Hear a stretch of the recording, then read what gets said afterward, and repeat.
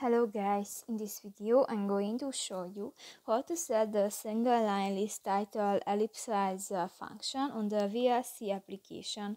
But first of all, I just want to mention, please don't forget to subscribe to our channel, because at 100,000 subscribers we are going to show you our YouTube revenue statistics and growth strategy, how to make money online. So let's jump into it. First of all, open the application on your device.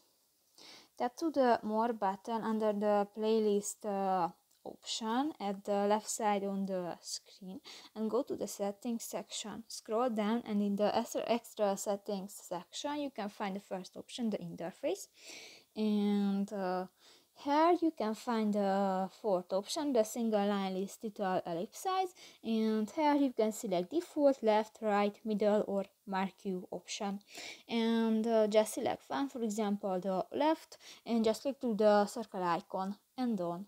So that's pretty much it for this video guys. See you in the next one. Bye bye.